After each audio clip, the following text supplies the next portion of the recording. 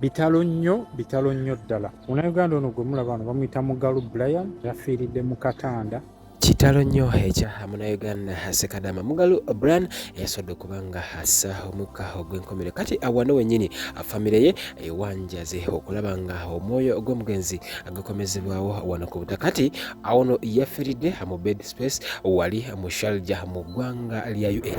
Obulwadde obwamuse bulwadde si bwangu nnyo era nga gwe wenna ali UAE awusaana olize n'obwegendereza oba gwe alinayo omuntu wo vidiyo eno gimushalingireko nga oteekako ekigalo oba ka like osobola okubanga oba oliawo tusobola okubanga twekuuma nga ffenna tuli balamu oba oliawo tusobola okubanga tutambulira ddala obulamu. Ngenda kubanga nkubiriza maaso obulwadde obwamuse wabula nga osaana obeere amwegendereza nnyo nga kitalo nnyo nnyini ddala. Enkyuko eno ekubye abaana mu bed space era nga wetogera bawuniikiridde bangi nnyo. Ntegezeddwako nti waliwo n'ababadde abamuli okumpi okuli nga sisitawe wabula nga ono naye essaawa eno gakaaba gakomba tamanyi nakiddako wabula nga famire yo esaana information eno egifune bulungi nnyo. Kati buli gwe omuntu yenna nga oli mu UAE information eno nkulu nnyo oba gwe ayinayo omuntu wo awusaana information eno ogimusharingira gyengenda okubanga osharingira because ntegezeddwako nti buno obulwadde obwazze busobola okubanga oba oliawo bukukwata at any particular time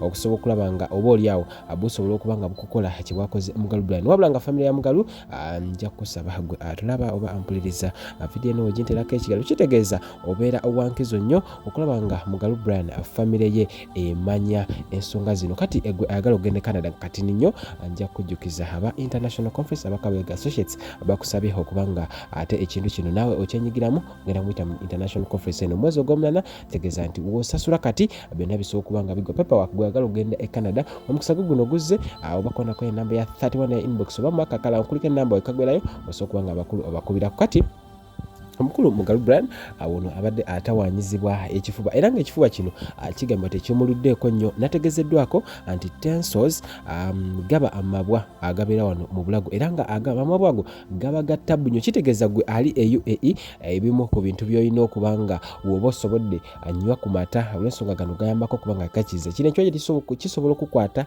anytime okuva kati era nga abamu ku bannayuganda bagamba ekitabuse bed space eyo kibadde kiruma abantu nno bangi wabula nga abamu Katonda yazizza byabwe wabula nga Mugalu bambi ye Mukama Katonda yitesodde kubanga obulya obulamu bwe abusuusa. Ngenda kubanga nkuwa abamu ku babadde nabo abadde alinga muganda abadde bamutwalanga muganda we wabula nga ye famire ye eteeka okubanga emanya kitegeeza buli bwosharinga ate oba oliawo vidiyo eno oba ogiyambyeko kubanga etambula famire ye oba oliawo emanye omwana waabwe ekikyaliko. So attensos zizosodde okubanga zimugjawo era nga musajja wattu tujja gamba nti Mukama Katonda amulamuze ekisa. Kati ngenda kubanga nkwa akaswigi ate asobola kubanga akuwa ebisinga wabula nga wetogera ne omu akuba actor ayitibwa Amayichi Monoga era nga ono yazaalibwa kuva wali e Nigeria. Omukulu ayitibwa Amayichi Monoga era nga ono musajja wattu yasobodde okubanga afa. Kati ono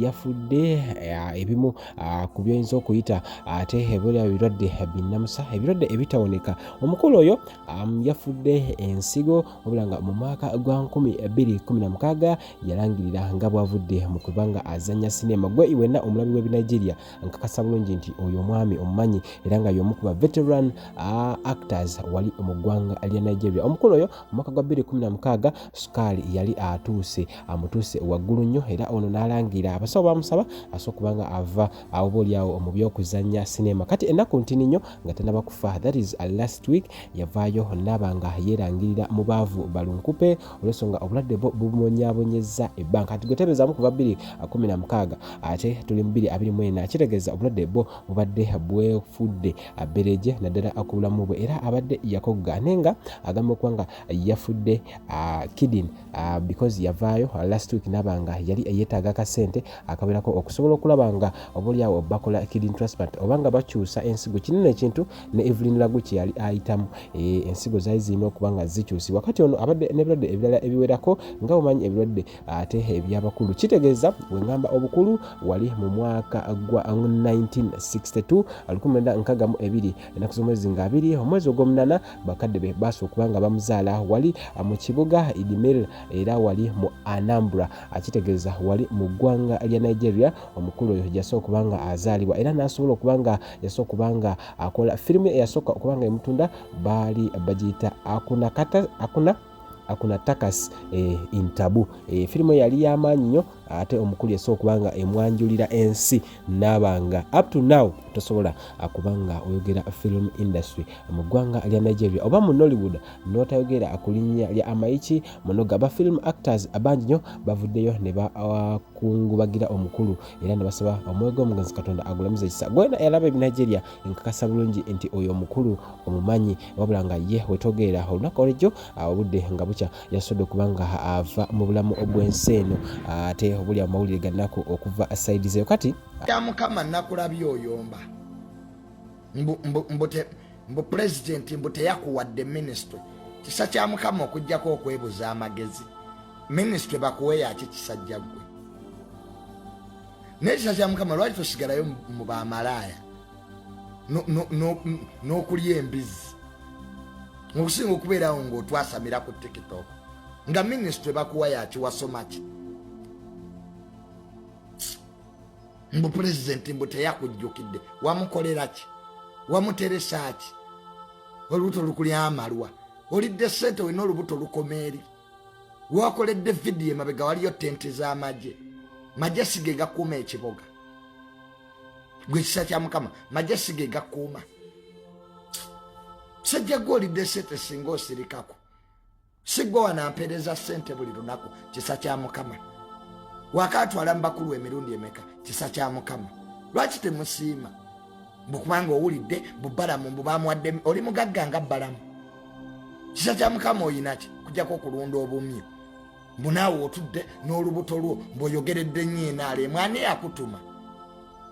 ani yakutuma ogyogerere mwejjeemu ebyo ebintu mbunze njogeredde nnyo enaalemu Museveni ye yakutuma bw'oba owulirayo enaalemu ogikoye lwaki toyingira nuupu kyamala okutukunamira mbubakuwa obuminisitule onyampire mu kabinenti kisa kya mukama oyagala kunyampira mu kabinenti genda onyampire eri malwago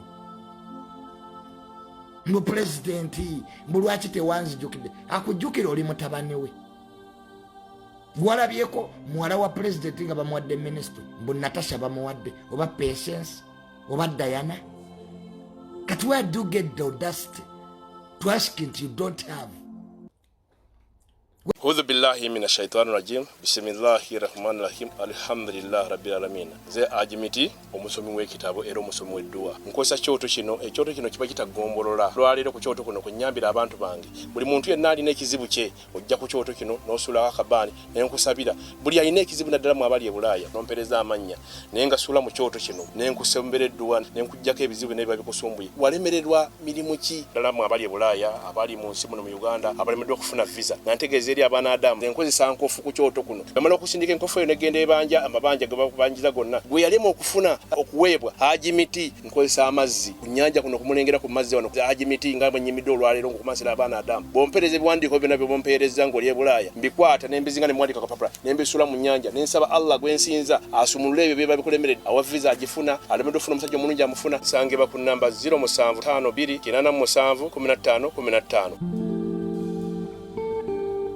Kabaleg Associates presents International Conference on Maternal, Newborn and Child Health under the theme Identifying and Addressing Social Determinants is Crucial Towards Improving Maternal, Newborn and Child Health Outcomes. Key discussions include strategies for improving access to quality healthcare services, reducing maternal and infant mortality rates, innovative approaches such as mobile clinics and telemedicine to increase access to healthcare, the need for increased funding and government commitment to addressing these issues, increasing access to vaccines and empowering women through education and economic opportunities. Date is August 23rd to 24th in Toronto, Canada, Banquet Hall 237 Sackville. International delegates $380 Canadian, international students $200 Canadian, international exhibitions $800 Canadian, hotel per night is $200 Canadian. Contact us on +1437 216 8893 or +256 752 223 237. Email us at kabalegassociates@gmail.com. You can also visit our website on www.kabalegassociates.com.